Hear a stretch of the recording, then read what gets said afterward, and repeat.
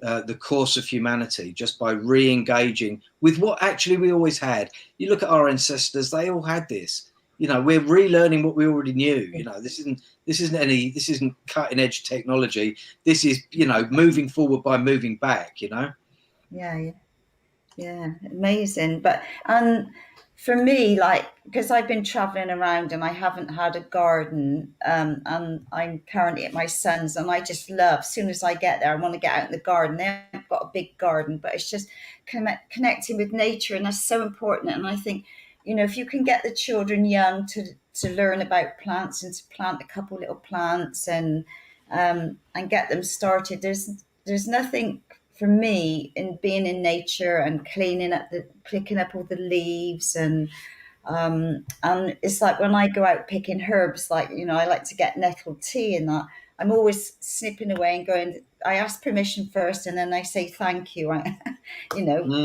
Some people say you're nuts, but I think, well, it's there, and I just like to give thanks for what I'm taking. Like, well, it's funny you should say about people thinking you're nuts. When I first started gardening for privately for individuals, I just went in as a standard gardener. I used to work as people do. I go in now. The first thing that a new client sees of me is me going around with dowsing rods, asking permission to be there, hoping it's the right place to be. I mean, the amount of reverence that goes into the equation in comparison to the way I was is extraordinary. And it's because we're on that journey. We're understanding that actually we're moving into a realm that, much as we know a little bit about man, we don't know anything about it. We go eyes wide open, hoping that we begin to understand more. And we only understand more by being really, really respectful of what we see in front of us. So, it's important that you ask, because why wouldn't you? These are living, vibrant, spiritual beings. Do ask. Yeah, and especially when you're chopping things back. It's honoring the spirit of the tree or whatever, and just saying, look, I'm going to cut you back, I'm going to trim you, and like sometimes people just chop away, and I'm horrified. I thought, oh my God. But anyway. Yeah, but this is part of plant understanding. Is it's perfectly okay to prune a plant and those things because they've got the ability to grow, to flourish from that cut point and all the rest of it. That is a given. What isn't a given is, are you allowed to do it? Is it okay to do it? Please, can I do this? I am trying to do this for your well-being and mine. Once you've made that relationship, the plant is so willing. I've pruned very, very big trees, and I've been very high up in very big trees. That tree could spit me out at any moment. It's not a given that I'm not going to die, because I don't tie myself in or any of those things, rarely anyway. So I'm in a place of entire trust. So therefore, why wouldn't I be then going, is it all right? Because I'm relying on you to keep me safe. So it's really, and we are relying on nature to keep us safe. This is the thing, isn't it? Not just in a small way in gardening. Every breath we take, we're relying on nature to keep us safe. That's right. And so we could have 10 programs about microbes. But one of the things I really want to say about gardening and about interaction with gardening, especially with about plants, is eat the plants. Ask, take a leaf off a tree. Obviously make sure you know what trees, do your research. But if it's a tree that you can eat, break off a leaf and eat it, because what will then happen is you're incorporating the microbes into your stomach brain. From that point on, you are then absolutely associate with nature. So, you could, I'm not saying, make your whole diet a raw food diet. That doesn't matter. You don't need to do that, because the amount of microbes on one leaf will change your stomach flora for days. So, these are really important ways that we can start to change our stomach flora, to start to change the microbes, which are our real driver after all. Every thought we have goes through whatever the microbes are collectively communicating to us. These are really fundamental things. And if we can just start to incorporate bits of that into our day-to-day, you watch the psychological change in that. It's profound. You know, little, as I say, you know, I was talking to Jeff before we started about the big hitters. There's big hitters in the plant world, you know, ayahuasca and psilocybin. You know, if we want to really change psychologically, you know, that is certainly a path. But it's worth remembering that all plants do this. You know, there are no exceptions. Every single plant has its message, has its different relationship. My conversation with you, Andrena, we are two individuals, the like of which doesn't exist anywhere else on the planet. We are entirely unique. That is the same for the whole of the plant kingdom. They are all entirely unique. Each plant in the same variety is unique. That's why I can't say to you, this plant does this or that plant does that, because there are no rules. They all do lots of things. And it's for us to be intuitive about whether those things are right for us. And that intuition is a lifelong process, isn't it? So shut me up, by the way. You know, I can talk forever. You know, you can really interrupt. It's fine. Oh, I will. Don't worry. But no, it's just amazing because being a forest, hello, I just love trees. I love nature. And there's a place up around here, you might have been, it called Burnham Beaches. Yeah, lovely. Oh my God, I went there last time I was up here. It's absolutely stunning. And the ancient trees there, oh my God, I had some lovely pictures of the energy around the really elder trees. But but no, you've got so much wisdom. And I know you were going to take us through an exercise to communicate more with nature, because I would love to open up my abilities even more to be more in tune with plants and trees. And I'm reading a lovely book at the moment. I haven't got it by the side of me, about communicating with trees and different trees around Glastonbury and Avebury where they've given you messages. And so I've been reading that, and that's really amazing. So it says what to do. So I sit with a tree now and I introduce myself, and and I do, I do all these odd things, but I've gone past worrying anymore. I think, well, this is me. This is who I am. I love nature. I talk to the plants. I talk to the birds. I talk to the animals. So it is opening our awareness even more. Like, and I love to hug a tree. But I tell you what really fascinates me at the moment is pictures of trees that I've taken, but the different barks. I just love some of the shapes of the barks. They're just so amazing. That's another thing. It really fascinates me at the moment. So yeah. But anyway, yeah. sorry. I mean, just talking to tree bark, it's very interesting that we've got. Obviously, you've got the eucalyptus in Australia, which sheds. This is a really significant part of a tree's life. Not all trees shed their bark in quite that way. The one in London we have is the London plane, which does a similar thing. If you're familiar with the London plane, it's got that very camouflaged mottled trunk where bits of it fall away all the time, so it grows and falls away. It's not one continuous body. It's got various different age.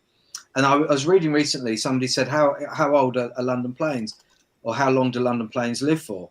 And the answer was, we don't know, because we've never actually we've no record of one actually dying of old age. Amazing. Wow. Thanks for that. So astonishing that plants that can shed their own bark, that are renewing themselves every year. They brought the London planes in because the smog in Victorian London was so bad that they needed tree.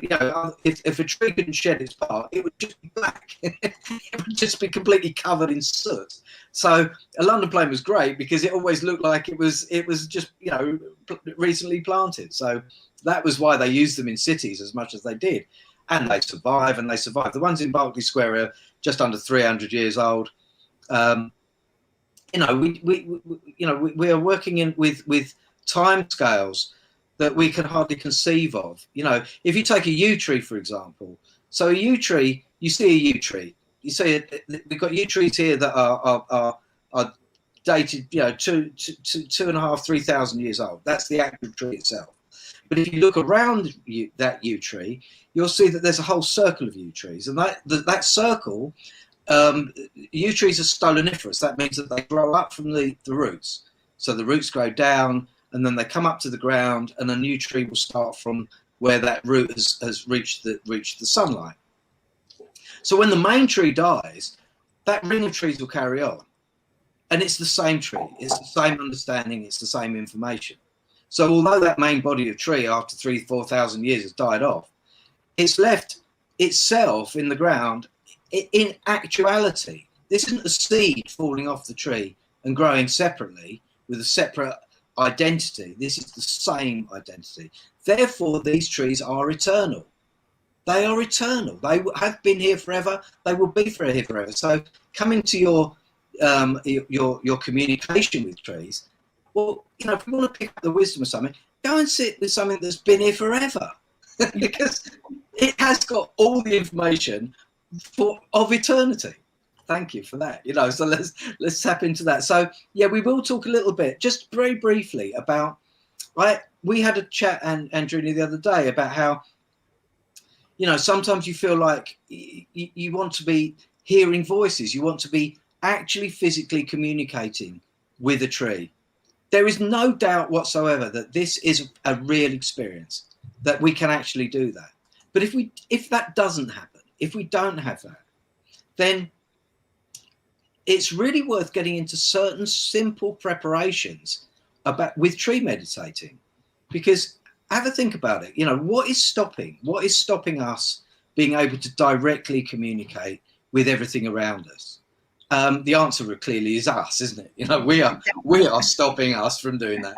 So how can we stop us from stopping us is really the question. So the bit that's stopping us is our internal dialogue. Our internal dialogue is a bit of a misnomer, isn't it? I mean, it's so helpful on so many levels and such an absolute pain on others, because it doesn't necessarily do what we want. It does what it wants pretty much all the time. And, you know, Ram Dass talks about, you know, a lifelong journey in reining in the internal dialogue. It's pretty much it, isn't it? So in meditation, one of the things that I like to do is to separate my internal dialogue from the spirit. So I recognize that my internal dialogue will rattle along pretty much, you know, whether I want it to stop or not. But what I can do is I can compartmentalize it. I can say, all right, well, you have this bit of time, but I'm giving this bit of time up to the spirit. And a lovely exercise in this is, I first read about this with Fool's Crow. Fool's Crow was the he was a Native American. He was 104 when he died or something. So he'd seen the huge change in his tribe's life. But the one thing that he's talked about was how everyone in the tribe would get into fourfold breath. So fourfold breath is pendulum breath. So if you imagine a pendulum swinging, and you breathe in for 4 and you hold for 4 and breathe out for 4 and hold for 4. The breaths is the humanity, is the human, is my internal dialogue, is my faults and failings. But the pauses is letting the spirit in. So you've given half yourself up to the spirit. You've accepted that, yeah, I'm here physically, I'm here, but half of me is something else, is spirit, is something else. You know, we can all put our term on that, but whatever that something else is external from us almost. That it is influenced by something that is external from us. So if we want to be influenced by the spirit of a tree, we have to tap into what is external from us. What is our spiritual nature? And then if we're giving half of that to the tree, and then our internal dialogue is dealing with the rest, then we can rest assured that while we're sitting with that tree, even if we are not physically experiencing that download, even if we are too thick-skinned, or just in my case, too thick to really get the full message, that message is still coming through. It is still happening because you have allowed that. You have opened that space. You have accepted, you know, that half of your experience will be that. And then bit by bit, all of you becomes that experience. But it's really, really healthy to separate that. Fourfold breath has got me out of so many scrapes. I can't tell you, you know, because in a tight spot, it's a magical thing. You know, I mean, I won't go into those scrapes right now, but you know when you're really up against it. I'll give you a quick example. I won't go into the details of why, but at gunpoint at a border in Syria, where I really thought I wasn't going to make the next 5 minutes, the one thing I did a lot of was fourfold breathing. And, you know, it did sort of calm the situation down, you know, but yeah, so I digress. But yeah, with tree No, meditation, that's fine. Mm. fourfold No, and breathing is spectacular. yeah, I have done that at times when I can't sleep or different things. You know, you do the counting and it just slows you down, and then and yeah, it like you say, it connects you, takes you into that deeper space, and you're more relaxed. So yeah, I am aware of that. So are you going to do a little exercise with us all? I was thinking about it. I mean, I did mention it to Jeff earlier on, and he did give me a wry smile. You know, meditation on the radio, it's not great radio, really. So, Yeah. so I don't think we'll do that. But what I think we could do is just for a moment think about yeah, rather than do an exercise, I'll give you an example. So when on the plains of America, people would go hunting buffalo. That was a really big deal because people would be, you know, again, like I was saying about climbing, you know, dangerous, really hugely dangerous scenario. So for 2 or 3 days, everyone would get into fourfold breath. And it wasn't just about sitting around getting into fourfold breath. Everyone would get into synchronized breathing. And the reason for that was so that when the people who were actually going out and taking the risk were out taking the risk, the responsibility of that risk was shared. The whole thing was about like-mindedness, not letting your internal dialogue disrupt an important event. You know, we had a really important event last night. We honoured our ancestors at Abbey House last night. And so we had a very shamanic circle, and then we had a sharing. I am still recovering from that sharing. It was as deeply profound as any experience that I've had for many, many years, because I think we've all, you know, as you go through life, people leave, you know, and I've had very, very close, very powerful people leave. They weren't left last night. They were absolutely with us, and part of that is because in these meditations, in this breath, in this world, nothing leaves. Actually, you know, this is another part of the plant spirit medicine understanding, is that, you know, by giving everything up to the microbial action, you know, the understanding that the fungi of you know, honey fungus running for 200 square miles through a Canadian rainforest is all interactive. It's all dealt with by the microbes of the fungus who are dictating the terms of which trees live or die, which trees are fed, and which trees have already had enough. You know, nothing exists in inertia. Everything's connected. So when we start connecting human beings up, when we start recognizing that by things like fourfold breathing, which, as I say, you know, nothing's new. You know, this has been done on the plains of America for 10,000 years, for goodness sake. You know, I'm not pretending that this is suddenly some new great understanding. No. This is just being real about how we can reconnect. And as I say, last night's ceremony was about sharing the responsibility of our loved ones' loss, allowing those ancestors in their next realm to reconnect via us. So all of those friends on the other realms were being friends with us on this realm. Magic, absolutely magic. So, you know, we're saying about dreaming the new dream. There it is. You know, we have still got all the information that we need to rebuild this situation in the most loving and wonderful way. And we are, you know, so, you know, if tree spirits and tree nature help us with that, then, you know, that speeds the process up no end. There's a lovely abbey. We were right. See where the abbey is there in that photograph. We were where that tree is at the far end. We were right by that wall last night doing the ceremony. So, you know, the high altar. So the high altar is, where you've got you've got the tall arch. If you walk through, oh, thank you, Jeff. Yeah. So if you walk through that arch, you come to the high altar. Now, the high altar is the great crossing point of the Michael and the Mary lines. So from those lines, instantaneously and rapidly round the planet, those lines run very, very powerful positive energies. And we were right on those lines last night with our ancestors, worshipping the wonder of Glastonbury and its immense, constant power and love. They call it the heart chakra. Well, what a lovely thing to call anything, So yeah. Definitely.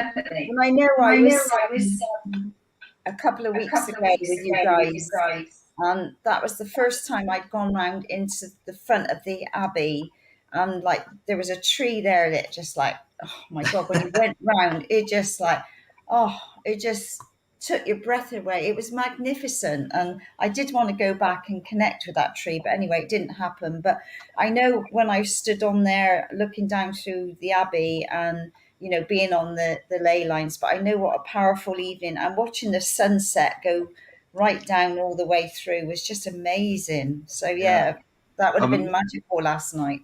What a privilege, it is that we have, access to these sites. I mean, we're doing we're doing a lot of work there, and it's lovely. That tree is an Atlantic cedar. Yeah. Because how old is it? Do you know what sort? Well, I would think it would be maybe so the big cedar avenue that was planted just outside Glastonbury, those cedars are they were planted in 1805, I believe. So that would make our cedar there of a maybe slightly less an age. I would say maybe 1850s perhaps. But you're still talking about a considerably old tree. Beautiful, isn't it? Yeah, really lovely. Yeah. Oh wow, amazing! Right, so I know you like when we talked about meditation, and you mentioned about you were going to play something with your guitar. Has that gone out the window now? I'd love to, but if we do that, I won't do it for very long. But I think what would be nice is if we can visualize the fourfold breath as we do it. So Right. if anyone who's listening to this, if you just want to sit quietly, because this is a piece of meditative music, and what we can do is we can use that idea that as I start playing, if you breathe in for 4, hold for 4, breathe out for 4, hold for 4, and just visualize that as you breathe, you are absolutely as entirely human as you can be. But as you come to the pauses, you are creating a gap between worlds. That pause is the gap between worlds. As a pendulum sits before it swings back, in that inertia, the spirit is allowed to transcend in those gaps, that we are opening up that space. And in that space, we can settle, and the spirit can do what it does, which is run its energy through us, cleanse us. How energy flows in the universe is purely and simply dictated to by the spirit. I've studied Aikido for years, and in Aikido we talk about ki, and we talk about how ki flows through us and how we can use ki. In Aikido, we use ki to create conflict resolution. So everything about Aikido is about allowing energy to flow through us and putting everything to rest, putting everything at peace. So even if somebody's attacking you or being violent or being verbally abusive, that we turn that absolutely full circle into peace and love. Because O Sensei's understanding when he created Aikido was he could bring about world peace through Aikido. I still believe him. I'm his student. That is my mission, so we are very much in that realm. And, again, get me on and talk about Aikido for 3 days. But, O Sensei was one of the most spiritual men in Japan, shunned the war, moved his people north. He understood that, the conflict that was raging could only be settled by dealing with your own conflict. Martial arts self-defense, as he said, defense against yourself. All this stuff about it being external from you, forget that. We're doing it to allow the spirit to come through us and to take away, run that energy out through us, so we're not conflicting anymore, so that we're living in peace. But that peace can only be here. Sorry?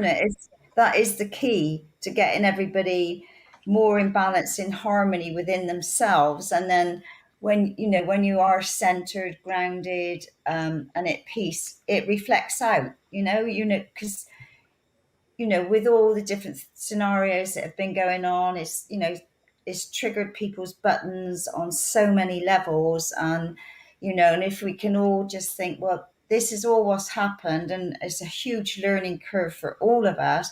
But if we can come back to center, and like you say, just doing the fourfold breath, bring ourselves back in, bring that peaceful element within, we can ripple that out around the planet. Yeah, I love what Jeff said earlier on. There is a bigger picture going on. There's lots of polarity. People being pulled into conversations and situations about, world situations. Well, actually, they're immaterial, really. The conflict is still within, isn't it? So let's deal with that. Let's keep going inward. Because then the external picture matters little. It doesn't actually exist on some level. It is a construct. We can avoid it, because actually the work we need to do is internal, not external. We can worry all we like about what the world's doing, but actually we can really change it by worrying about what we're doing. Exactly. That's the thing, isn't it? So no, thanks, Jeff, for that. I appreciated what you were saying earlier about that stuff. Yeah. Guitar. Yeah. So do you want to share a bit about how, music has taken over, and, because are you part of a band? I know I haven't looked at your music, Vic. I was only interested in your nature. Lots of bands. I mean, if I'm allowed to shamelessly name drop, I played with a guy called Jeff Pierce, who was in the Gun Club back in the punk days. So we did a bit of that. And in more recent times, I've been playing with various different friends in Glastonbury. That photograph was at the anti-fracking gigs that we put on. So we interacted with Standing Rock at that particular concert. All sorts of people. Judge Smith from the Van de Graaff Generator was there, and Pock, who's our lovely bard in Glastonbury, amazing musician, incredible poet, about as far out as any human being possibly get. But amazing with it, isn't he? I mean, what a talent that guy is. So yeah, Glastonbury is, running through music. It's incredible here. So I play with lots of different people. I'm in the middle of. I mentioned Artem Petrosian earlier on. Hopefully, Jeff, I'm going to get some music to Jeff, so he can explore some of the Armenian music that I'm playing. Obviously, my grandfather was Armenian and escaped the genocide in the start of the 20th century.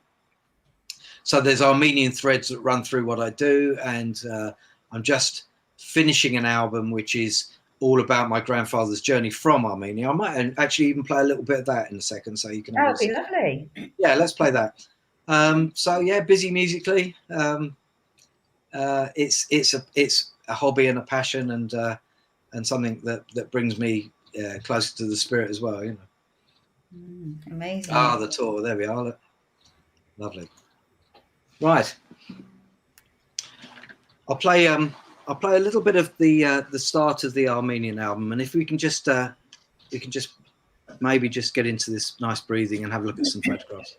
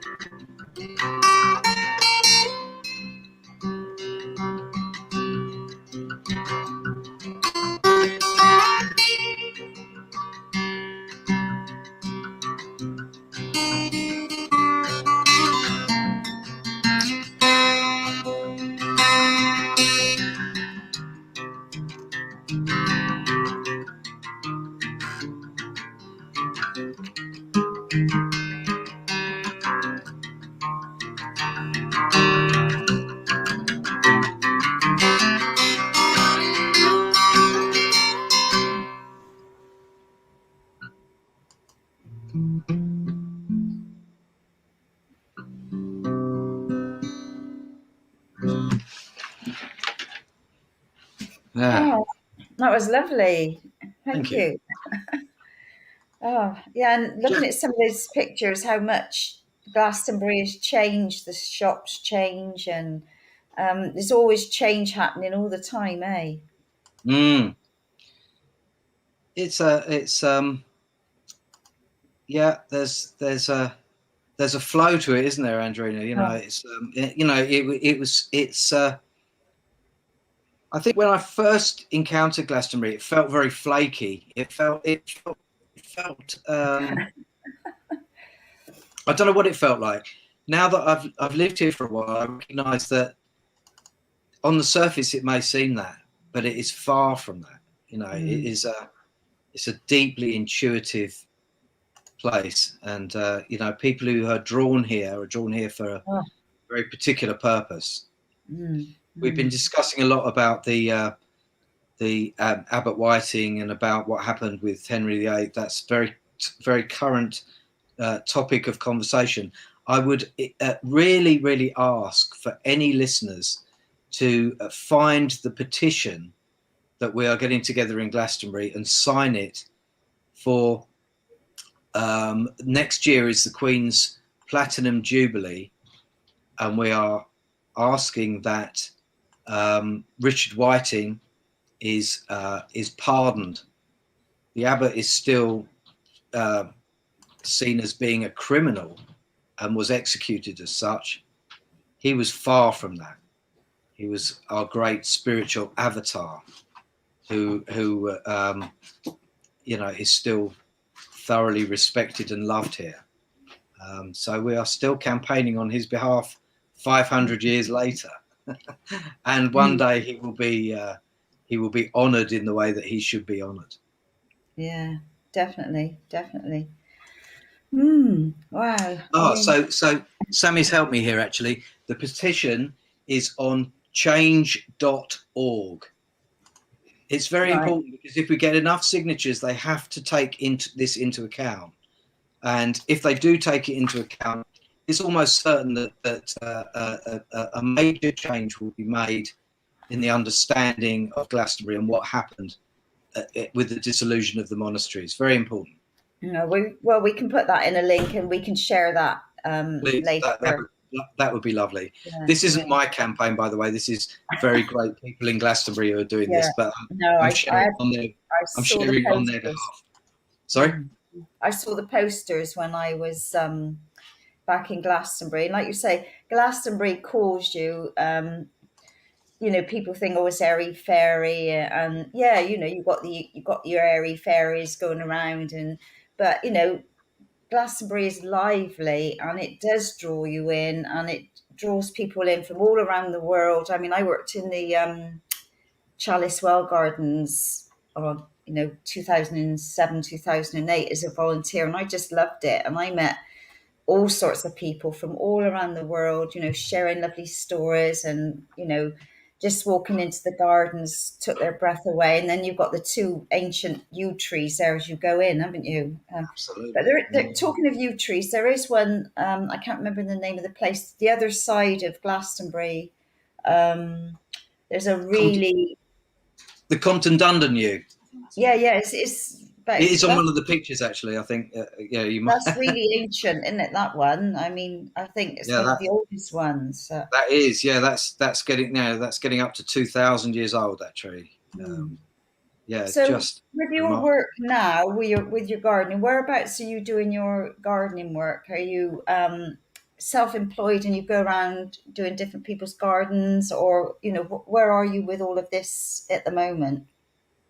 Yeah, I am busy blasting a wildlife corridor, a pesticide-free zone right the way across Somerset. If you if you want to join me, just give me a call. Yeah. Yeah, you know, you know, my big sort of campaign, if you like, is to make people understand that no pesticide, nothing you kill in a garden is a good move. Nothing. No, You know, there no. is no need to worry unduly about pests and diseases. All you have to find is a balance. There is no garden that shouldn't thrive without the use of any pesticides. Don't use them. don't kill things. Keep things live. Because, I mean, people go on. I mean, people go on in this country. We used to have 44 million hedgehogs. We're down to 8 million. And the rhetoric, the world conversation is, it's because we put up a lot of fences, and it must be the badgers that are eating the hedge. Oh, for goodness sake, just stop killing stop killing the slugs, because slugs is what they eat, and stop using pesticides, because that's what kills things. I mean, really, are we that childish that we can't see that? So, let's just stop doing that. If we stop doing it in the gardens, okay, the farmers are still going to do what they do, but we can blast a wildlife corridor very significantly through, England, on the planet, just by making sure our own individual gardens are pesticide free. A little bit like we said about changing ourselves, changing internally, just change the environment around you. Make sure that you are not, you're bringing everything in. People say to me about, what do you do as a gardener? I open up the environment to as much diversity as I possibly can, in all ways, even things that may seem like they're detrimental. No, they're not. Sparrows, the depopulation of sparrows in London. Why did that happen? Well, any gardener worth their salt knows why it happened. Although a sparrow will eat anything you throw out for it, it only feeds its young regurgitated greenfly. So if he killed off all the greenfly with pesticides, then you lose your sparrows. I mean, this is simple stuff, and we as gardeners know about this stuff instinctively, intrinsically. We've been yelling this from the rooftops for years. I'm still waiting for the Guardian to put this on a page, because they won't. No, I wonder why. But we can have this communication ourselves, thanks to lovely radio stations like this, who are recognizing that the way forward is to make sure that, as individuals, we are being responsible. And these small changes are huge changes.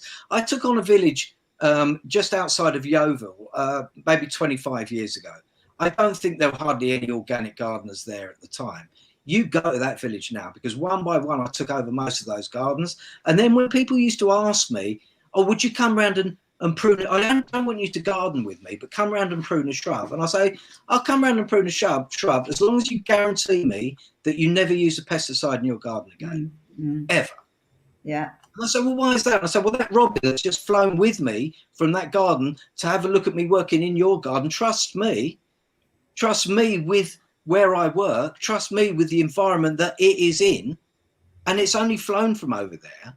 Yeah. So I cannot be responsible for my friends, these birds, to follow me into a death zone. No, I'm not having it, so it's a bit like that, it's a one-man, crusade. Yeah. It's and I must admit, I wouldn't use chemicals in the garden, and I don't use, very rare if I use chemical products. I like to mix essential oils and make my own concoctions and bathroom sprays and all of that, because, all these different sprays, like I can go somewhere and I'm like, the smell just like, it just overwhelms you. But I know somebody was saying about what was the best way to get rid of dandelions. And I said, hot boiling water, and they wanted to know what sprays. And it's simple. You just use boiling water, rather than spraying something, or get down and do a bit of digging, pull them out the ground. But most important thing to do with dandelions is lift them carefully, ask them nicely, put them in your juicer and eat them. They are they are an absolute superfood. So all of these, I'll give you a really great example of this. One of the plants we've got here is ground elder. Ground elder was brought by the Romans because the Romans suffered a lot with gout. The reason they suffered a lot with gout was because they drank a lot of red wine, and gout, what it does, it crystallizes the cells, basically. So crystallization of the joints and cells, all of the arthritic problems, all of the dehydration of the cells brought about by the cell's inability to assimilate water is crucial to our understanding of what brings about joint pain and all that sort of stuff. So the Romans knew this. They brought ground elder. They planted it all the way along every road in England. So as they were marching along, as soon as they'd stop and sit down, they'd graze on the ground elder. Now, all these years on, ground elder is one of the worst pests going in the gardens. It's really difficult to shift. It goes through all the borders. It's a big problem, except for me, because I think it's one of the most fantastic plants going. You do have to, you don't want it running right the way through your garden, don't get me wrong. But ground elder, what a fantastic plant. What an absolutely incredible plant, especially for modern human beings, a lot of whom are suffering from joint pains, all of that sort of stuff. So, study your herbs, get to know these things, cleavers, nettles, dandelions, graze on them, eat bits of them, use the microbes. These are vitally important plants. So, I can't speak for Australia. I don't really know what your plants are. I don't expect they're too different. I should imagine you've got all the same plants there as you have here. But study them, get to know them, because they're our friends. They are here to really help us stay well, stay healthy, And that's important. Dandelion's great, great diuretic, fantastic for all the internal organs, brilliant for the lymphatic system, amazing plant, really. Yeah, I'm sort of getting more and more into the herbs, and I have picked up some lovely secondhand herb books that have been like new. So I want to sort of remember a lot of these things, if you like. But I know, because I don't think they have dandelions in Australia, I can't remember. But I was given some by a friend to eat, and she'd had them all in a little bag, and then we had them in our juice, and it was lovely. I mean, I love nettle juice, but I've certainly gone on to the dandelion, so I'm slowly getting into this more and more. But yes, so it's amazing for your body, like you say. I was working recently. I wasn't actually doing gardening. I was helping somebody doing a bit of building work. And the lady of the house said, "Oh, my husband suffers from, he can't come down at the moment. He's suffering terribly. He's got this problem and that kind of, various different things I won't go into." And I said to the lady, I said, "Come and have a walk around your garden." And every single herb that man needed for his well-being was within 100 yards of his bed. What is really significant is the plants come to us. It's really, really staggering. I know we're getting into the realms of quite high spiritual evaluations here, but I am not kidding. Your well-being is almost within arm's reach. If you know your plants, they are there waiting to help. It's extraordinary.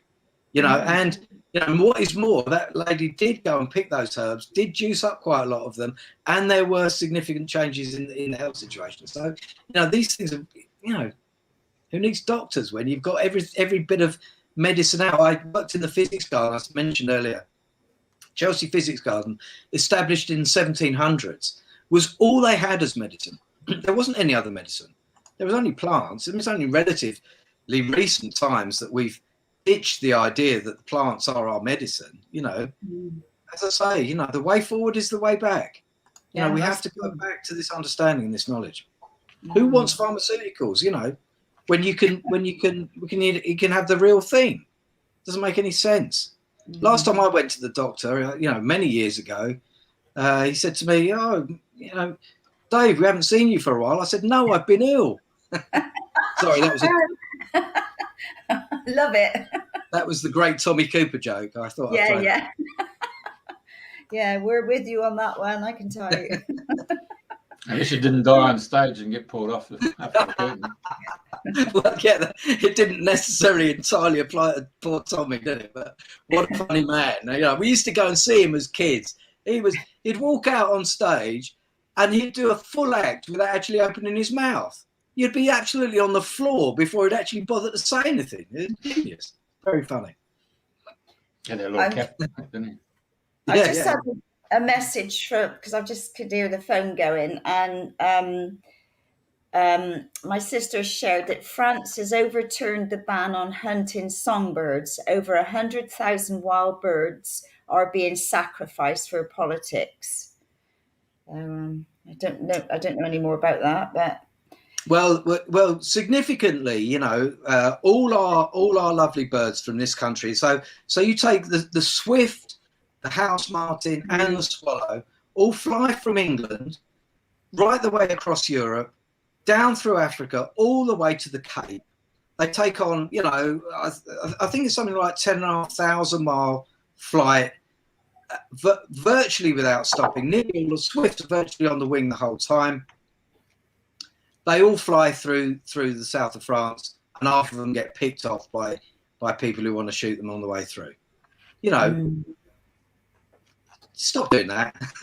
yeah. Don't do that anymore. It's you know, you're more grown up than that. You know, let's be adult here. You know. Ah, wow, amazing. Well, have you written a book or anything, sharing your stories, or putting together about the plants and? I haven't. No, I am though in the process of the album that I'm writing about my grandfather's journey is also is a small book. So it's being illustrated by a lovely girl Jeanette in America. All the poetry is being done by our fabulous word spinner poet, who is honestly, if you can find word spinner, Roger Iredale. Utterly remarkable poet, you know, in the school, published along with Ted Hughes and the great poets, amazing. So I'm privileged to have one of the great English poets writing that for me. So I've got the wonderful Arsene Petrosian, one of the foremost international duduk players, probably the best duduk player of his generation, playing duduk on it for me. So I'm extremely privileged to have that coming out next year. So yeah, that's something that I want to do. Can I just actually say, if you want to explore Roger Iredale's poetry, rogeriredale.co.uk. Sorry, roger-iredale.co.uk. He is, you know, worth the admission fee alone. Fabulous. All right, okay. Food for thought. Because we're all, excuse me, we're always looking for people that are dreaming the new dream, that have got something to share, that are helping humanity. So if anybody knows of anybody else that would like to come on the show, please get in touch with us. But you've been an absolute gem. As are you, Andrena. Thank you so much for asking me. I think when you asked me, you were probably thinking to yourself, well, you know, Dave's quite quiet, really. I wonder if he's really, you know, I wonder. You had no idea, did you? Yeah, but it was just, I knew I had to get in touch with you, and I didn't know what you did. I've always spoke to you, but I just intuitively was guided to connect with you. And I think Samia said that, I can slot you in, and I said, oh no, I'd like him on the show, not as when somebody drops out or anything. So thank you for taking your time to share all your amazing stories. And I love what you're doing for nature. It's absolutely fantastic. And hopefully people will go away with rethinking about using any pesticides in the garden for, because I know lots of my friends and family, they've all got like hedgehogs in the garden, and especially my niece Nikki, she's got different things to encourage the hedgehogs, and she's got bird feeders, and she's got all the hedge sparrows coming in, and it's just lovely to watch. So it's just magic. Couple of quick things, Andrena. Firstly, any gardeners out there want any gardening information, buy books prior to 1930. Buy the books that tell you the real story. So before pesticides, we knew all about this stuff. We knew all about companion gardening. We knew Gertrude Frank's companion gardening book. Just to stick with that. You did promise me that we could go full circle. Can I tell you the last bit? Yeah. So going full circle, would you like to finish off? So as a child, spinning around in the garden, looking up at the trees, looking up at the owls, Maybe 5 years ago, I went on a course in Brighton, and as part of this course, there was a guided meditation, and I lay down in this room, and the person took me on a guided meditation, and they said, yeah, you can become a bird. So I lay there, and I sort of, got into the idea that I was a bird, and I'm not very good at guided meditations. I've normally drifted off by now. I'm normally in my own world, not really paying much attention, but I was really in this one. And so I became this bird, and this bird took off, and I thought, wow, I'm actually experiencing this. This is really something, And this bird flew and flew, and I flew with it, and I was looking over the landscape, and the guided meditation was gone, and I was this bird. I was away.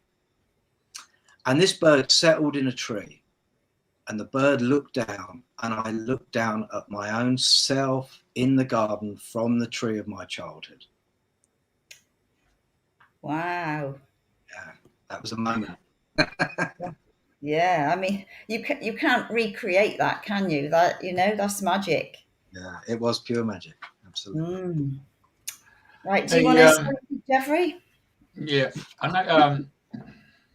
The thing that was we haven't spoken about was the actual the diva or the elemental that or that particular tree. You actually had that experience of working actually with the diva kingdom. I think that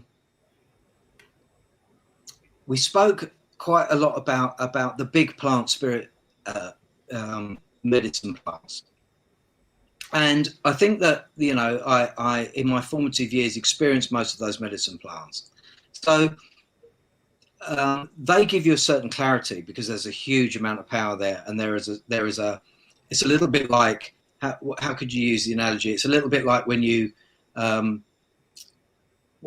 face to face with somebody famous, if you like, so you've met people in the world, and then you come across. What's a good example of me? I met Bob Geldof at the time when he was doing Live Aid. So Bob Geldof at the moment when he was doing Live Aid, he was spun out. He was a trip, you know what I mean? Because he's suddenly on the world stage, and I was in a lift at the BBC with him, and he turns around and starts chatting with me, and I looked at him. And he looked at me, and I was in the presence of somebody who was larger than life in that moment. And some plants do that. Some plants will manifest themselves as the vast spirit that they are. Does that happen all the time? No, not really. And some plants are very like human beings. Some plants are shy and retiring. Some plants are very secretive. These conditions are very human-like in a sense. That, my favorite plant that's got possibly the most powerful spirit is one of the very smallest, and that is the night-scented stock.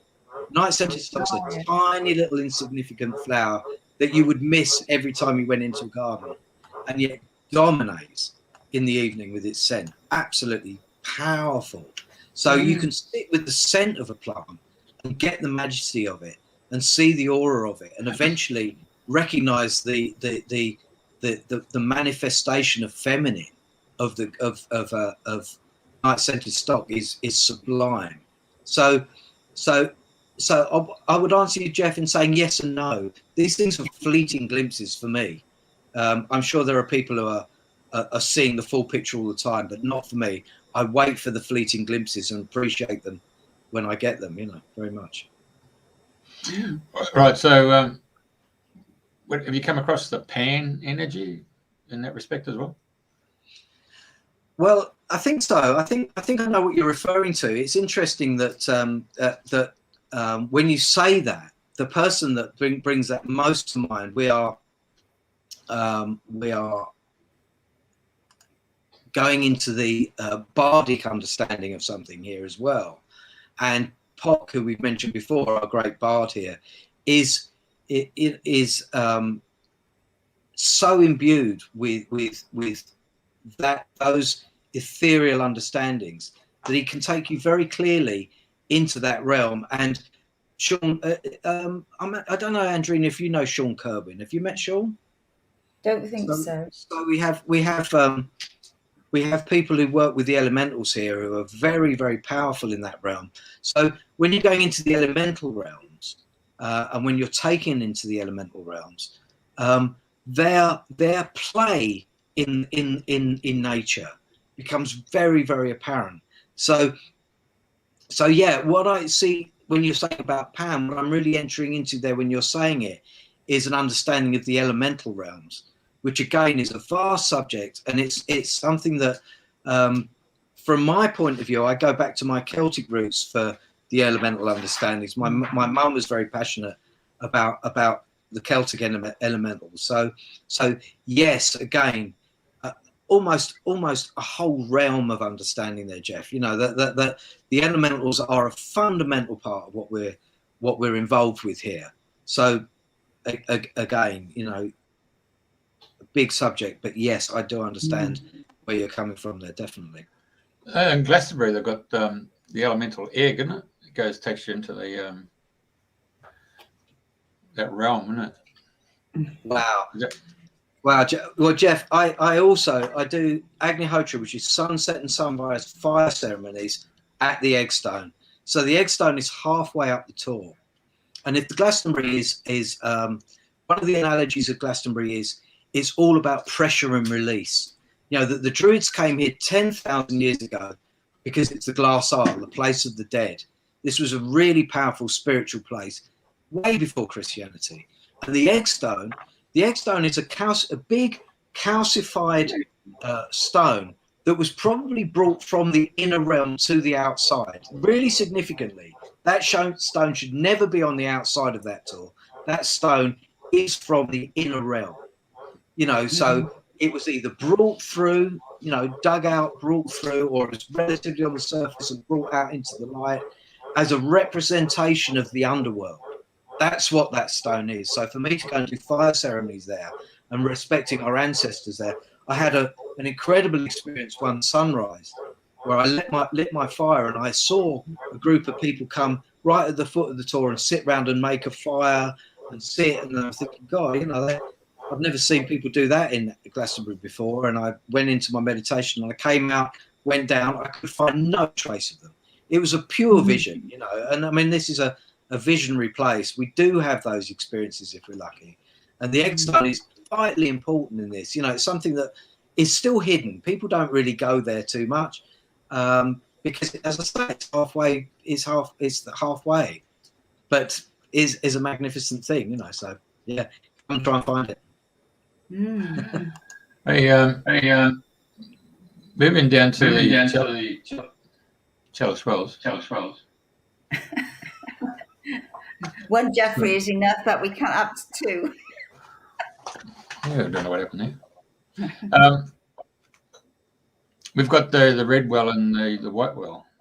I mean, how important is it to have those two wells there that got different minerals? I suppose you'd have to say is supplements. Basically, one's 20 meters away from the other one, isn't it? I mean, how could two aqua streams have two different mineral contents? What you could be dealing with there, it's very difficult because you can only speculate. What we could be dealing with there is two vast artesian wells stretching in two different directions right across the whole of the Somerset levels, meeting within a few feet of each other but not combining. So geographically, that is utterly and entirely unique. That may not take place anywhere else, anywhere. So again, that's why the Druids who doused this place, who understood it in the way that they understood it, recognized its uniqueness, recognized what an incredible thing that is, and it brings its power. You know, the ley lines don't just cross here once. One of the powerful things about this place is the ley lines cross here 4 times and formulate almost a perfect helix. You know, the Druids utterly understood this. They doused it within an inch of itself, recognized all of these properties being hugely significant in their spiritual understanding and in the formulation of huge vibration, huge spiritual connectivity, you know. Hey, I mean, the word dragon seems to come up quite synonymous in the history of England and Wales.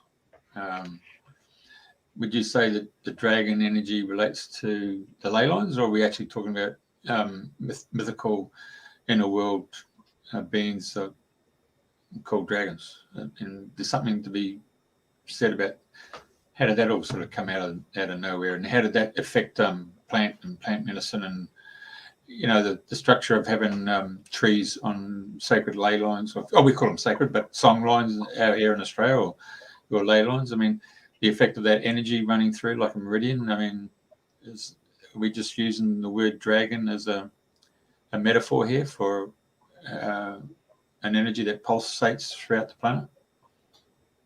I think it's a metaphor and a reality. I think it is a metaphor, Jeff, but I think one of the things that I've suddenly it sort of dawned on me almost as a great realization was that what the ley lines do is shift things very, very fast. You know, so it's instantaneous. The energy that's running on the ley lines is happening inexplicably quickly. It's running around the planet. You know, so what we think here is felt there. What we think here is felt with you, straight off. That's the thing. So what we're putting through there is vitally important. It's, you know, high energy. You know, we have to be very careful of this very sacred understanding. And, you know, the dragons, they were as real as you and I. You know, the dragons are a reality. You know, because if you think about the way the ley lines are, it's like a serpent, isn't it? You know, just the formation of those lines and the way they act here is of a serpent. It's of a flying serpent. So, you know, they are mythological and a reality, I would say. And the word Pendragon was aptly used for, well, I suppose an image that they could put on their shields, no different to Manchester United with the Red Devil symbol, or the Hammers for West Ham, or, you know, just a symbology in it to show their power of your internal mojo. Yeah, you know, Jeff, I think one of the sadnesses is that you know, people use things for different things, don't they? You know, people power trips and all of that stuff. So yeah, I mean, you have to accept that human beings haven't necessarily always done the right thing with energy. We're trying to now, I think, is my take on it. You know, that yeah, all that imagery and symbology and stuff. It's like going back to the martial arts thing. People take that entirely the wrong way. You know, they use it for all the wrong reasons. They do the wrong things with it. They have the wrong mindset to it. But actually, deep in its psyche, it's something really pure, really profound, and really beneficial. Because if you use it the right way, you come through conflict to peace. You know, so whatever those guys were doing with their shields and their imagery, you know, in medieval times, well, they were strange days, Jeff. I'm pretty sure, you know, and they picked up on the myth and turned it into power. You know, the very thing that, you know, we want to be the reverse of. We want to take the imagery and turn it into love. You know, we want to turn it into peace and harmony. And the dragon energy and all that stuff is peaceful, loving energy, really. And the dragon lines are there for our benefit and our wisdom and our nurturing, you know. And right. I think that's another story. Well, you know, if you talk about myths, Jeff, you come to the right place. Yeah, definitely. This is. I mean, Jeffrey Ash's book, you know, King Arthur's Avalon. Man, what a masterpiece that is. Jeff still lives here. He's 97, still living at the foot of the Tor, and our great author. You know, he is just a wonder. You know, and what he wrote about our understanding of Joseph of Arimathea, of King Arthur, of everything about this place. He was just a masterpiece. Absolutely amazing. Jeffrey Ash. Okay, I'll look him up. Go and find Jeff's books, any one of them. They're all absolutely brilliant, and there are lots of them. Yeah, right. Right, okay. Right. Well, we've really talked a lot about all sorts of things to do with nature and dragon lines and ley lines and song lines and your music and your story. It's been amazing. So for just touching base with you now and again and chit chatting, now I know what you're all about. The real deal. Thank you, Andrew. That's really kind. It's been our pleasure for you sharing all your wisdom. So, and I know people are about connecting with you, but I know you're not a great Facebook fan. But you can. Well, I'm very contactable on my Brakeman site. You know, I'm not sitting on it. You know, but I will always get back to people. So please contact me if you'd like to. I'm all ears. You know, and it'd be nice to. It would be nice to talk to a few people in Oz and elsewhere, and you know, and there's lots of nice photographs. You know, we took a lot of photographs of the tour during the lockdown. We passionately call it our magic mountain, and we photographed it pretty much every day. It was a wonderful project, actually. It was very, very special to relate to it on in such a personal way on such a regular basis. So there's lots of those photographs, and some of them, you know, most of them are pretty much all of them are Sammy's, and they are fabulous. So have a look at those. Yeah, we will do. Thanks. Hey, here's our lady from South Australia talking about the frogs. So they take over. They give themselves a voice. Yeah, when we get the rain, it starts coming, Dave. But look, you know, you talked about 4-4 as a breath. 2 weeks ago, the frogs started, so I started counting them. You're like counting sheep, you know. So I counted them 1, 2, and the thing's breathing away. I counted 164 bloody croaks. I mean, these things just go on, don't they? Eh? Have you got? Yeah, I mean, we have the spawning time for the toads here is absolutely remarkable. I mean, it's like, you know, it is the frog chorus. I think that Paul McCartney did a song about it, didn't he? Yeah. Anyway, all right. What I need to know is, do they eat all your slugs? I mean, they're one of our great slug reducers, the frogs. Don't really have slugs. I'll tell you. I'll tell you, I'm coming there. No, I had a lady come last night. She wanted some. Sent me an email.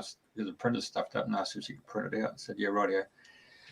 So she came up a bit late at night, and then about half an hour later, she went outside, and bloody hell, first time ever, had this 1.5 2 meter bloody snake just out there by the mailbox.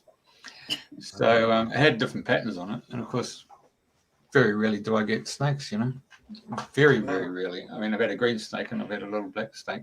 I did have a brown snake years and years ago, but this is the first time I had this one.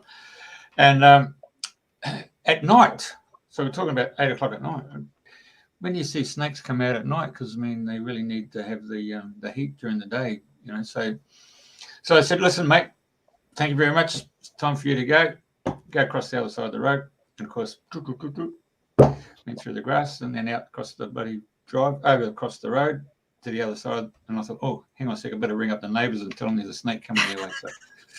So I got on the phone, and rang up Vicky, and I said, look, Vicky, yeah, there's a snake that's come onto your driveway, mate. She said, what is it? I said, got it, I don't know. But very rare, I mean, at night, you know. So, so obviously it's come out at night like kangaroos, and wants to get the heat coming off the pavement, off the drive, you know, off the bitumen, you know. But very rare. Yeah. So they're probably eating our toads as frogs and possums. Yeah. I bet. Yeah, but anyway. I picked up a bag of compost. I was putting it around some roses, and I was digging into this bag, putting putting the compost down like that, and I went to get the last lot of compost out, and there was an adder at the bottom of this this bag, looking up at me, going, "One more, one more." And I suppose you were thinking of Rowan Atkinson then when he was doing Blackadder. Yeah. I don't think he would have fared any better. I mean, I'm glad I didn't get bit. There's no fun getting bit by them. Yeah. Well, he probably needed the Queen. Off with his head. That was great. I loved those the Blackadder series was amazing. Very funny. Yeah. All right. Pleasure. Been a pleasure to have you. Thank you very, very much. Thank you, Jeffrey, and thank you for what you do, man. It's great. It's a great thing. Brilliant. Thank you, Andrena. It was bloody fantastic. Nice catch up with home of Glastonbury as well with the photos. Yeah. Definitely. Right. Thank you very much. Yeah, come and see us when you're next here, Jeff. Yeah. What do you call it? Teleport. Yeah. No passports then. All right. All the best.